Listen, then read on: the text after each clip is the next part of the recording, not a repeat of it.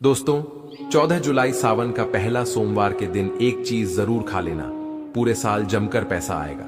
जी हां दोस्तों, 14 जुलाई सावन का पहला सोमवार की आप सभी दर्शकों को ढेर सारी शुभकामनाएं।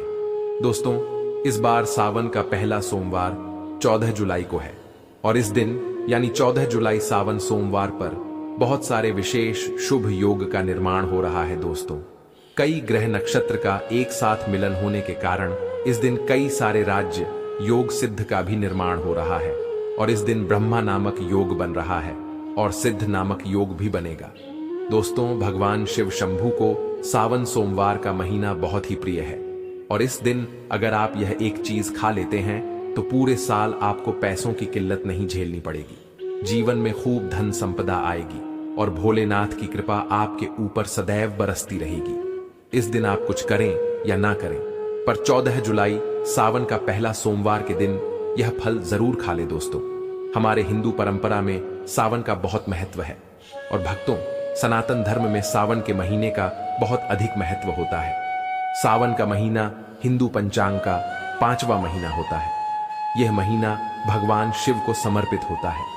इस महीने में शिव भक्त भगवान शिव की विधि विधान से पूजा अर्चना करते हैं और सावन के महीने के सोमवार का महत्व और भी अधिक होता है। इस माह में शिव की पूजा अर्चना करने से सभी मनोकामनाएं पूरी हो जाती। धार्मिक मान्यताओं के अनुसार सावन के महीने में भगवान शिव और माता पार्वती की विधि विधान से पूजा करने भक्त की मनोकामना पूरी होती है। इसके साथ ही सावन के सोमवार व्रत रखने से भोलेनाथ की विशेष कृपा प्राप्त होती है। दोस्तों, सावन के पवित्र महीने का आरंभ 11 जुलाई 2025 दिन शुक्रवार से हो रहा है और सावन महीने का समापन 9 अगस्त को होगा। कहा जाता है, इस सावन के महीने में किसी भी व्यक्ति ने भगवान भोलेनाथ की थोड़ी सी भी पूजा साधना क्रिया कर ली तो उस व्यक्ति के जीवन की सभी मनोकामनाएं पूर्ण हो जाती हैं।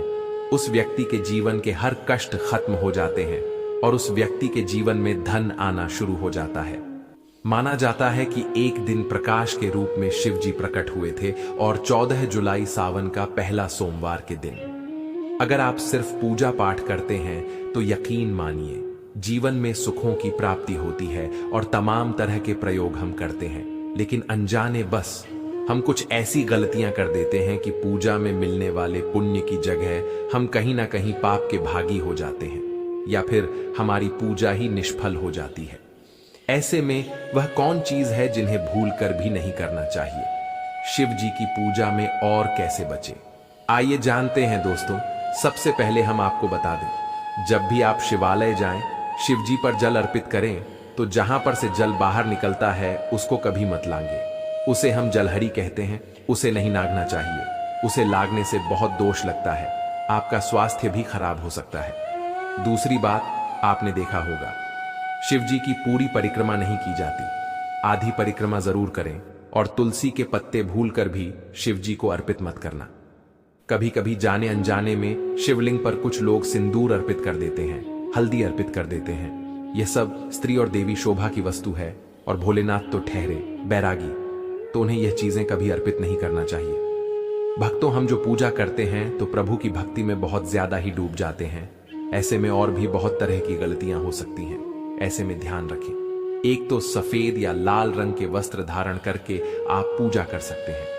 संभव हो तो इस दिन जब आप शिवलिंग पर जल अर्पित कर रहे हो तो तब जल के साथ साथ दूध, दही, घी, शहद, शक्कर भी अर्पित कर सकते हैं, लेकिन शिवलिंग के ऊपर प्रसाद मत अर्पित करना। आपको अगर प्रसाद अर्पित करना है तो नीचे किसी चीज में रखकर अर्पित करें। शिवलिंग पर अर्पित किया गया प्रसाद ग्रहण भी नहीं कर पाएंगे, इसीलिए हम शिवलिंग के पास का चरणामृत प्रसाद करते हैं। भक्तों, सावन सोमवार के दिन अगर आप रात के समय पूजा करते हैं, प्रदोष काल में करते हैं, तो आपको इसके फल ज्यादा मिलते ही। हालांकि रात्रि जागरण का भी विधान है। भक्तों, शिव जी को भूल कर भी कुछ ऐसे फूल हैं जिन्हें अर्पित नहीं करना चाहिए। आप जब भी शिव जी की पूजा करेंगे सावन सोमवार पर तो शिव जी के साथ जगत माता पार्वती की पूजा करें। दोनों का आशीर्वाद एक साथ आपको मिलेगा। बेलपत्र बिना अर्पित किए तो आपकी पूजा ही अधूरी रह जाएगी। आप उस पर चंदन केसर या फिर अगर पाउडर वाला चंदन है तो उसे पानी में घोलकर आप ओम लिखी, राम लिखी, फिर शिवलिंग पर नमः शिवाय कहते हुए बेलपत्र उल्टा करके अर्पित करें। शिव जी की पूजा में अक्षत जरूर अर्पित करें। अक्षत अर्पित करने से जीवन में कभी भी धन की कमी नहीं होती। चावल टूटा हुआ ना हो, इस बात का ध्यान रखें। साथ ही शिव जी की पूजा में एकदम काला वस्त्र पहनकर पूजा पाठ नहीं करनी चाहिए। इससे भगवान शिव क्रोधित हो जाते ही हमेशा भगवा रंग पहनकर ही ईश्वर की आराधना, भक्ति साधना, पूजा, व्रत आदि करनी चाहिए। भक्तों, भगवा रंग बड़ा ही शुभ और मंगलकारी माना गया है। इसे देख शक्तियां सक्रिय हो जाती हैं। भक्तों, सावन सोमवार के दिन सूर्य उदय से पहले उठ जाना चाहिए। व्रत आदि में 8 बजे के बाद स्नान करना अशुभ माना गया है। इसीलिए सुबह 8 बजे से पहले स्नान दान आदि अवश्य कर ले। इससे महादेव प्रसन्न हो जाएंगे, क्योंकि सुबह 8 बजे से पहले स्नान करना अत्यंत मंगलकारी माना गया है।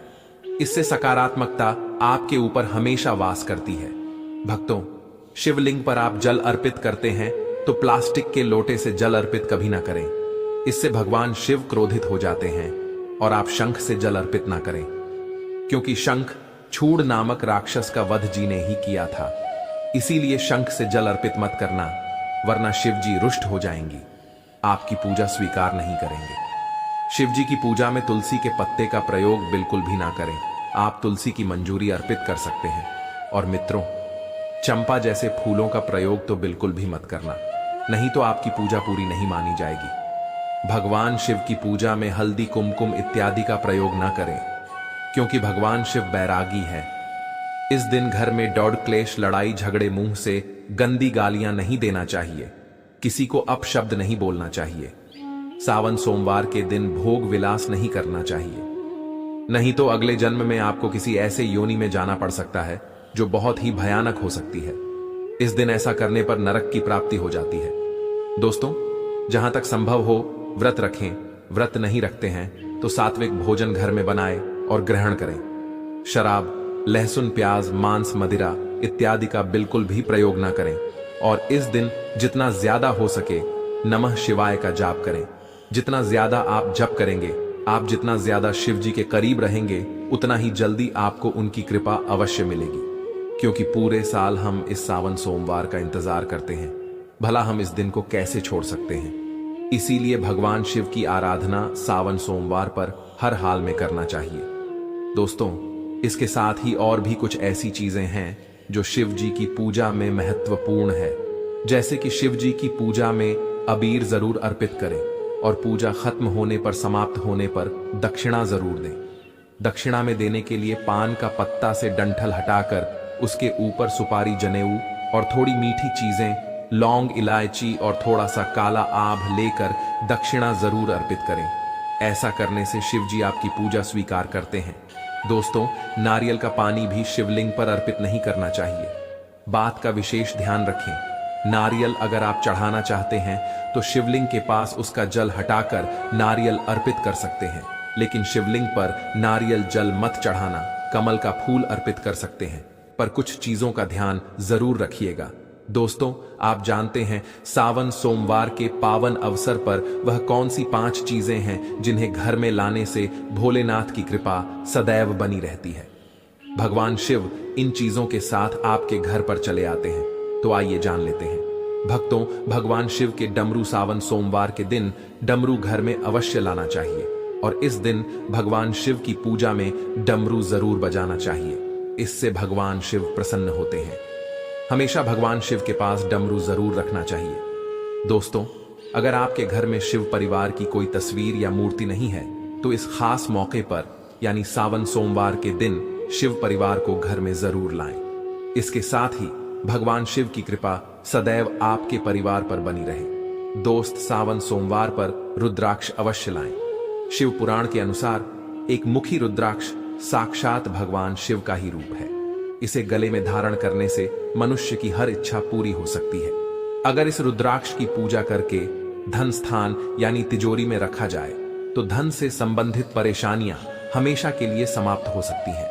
लेकिन सावन सोमवार पर रुद्राक्ष का घर में होना भी बहुत ही शुभ और मंगलकारी होता है। दोस्तों, अगर सावन सोमवार पर आप महामृत्युंजय यंत्र लाकर अपने पूजा स्थान पर स्थापित कर रोज उसकी पूजा करते हैं तो इससे सुख समृद्धि बनी रहती है।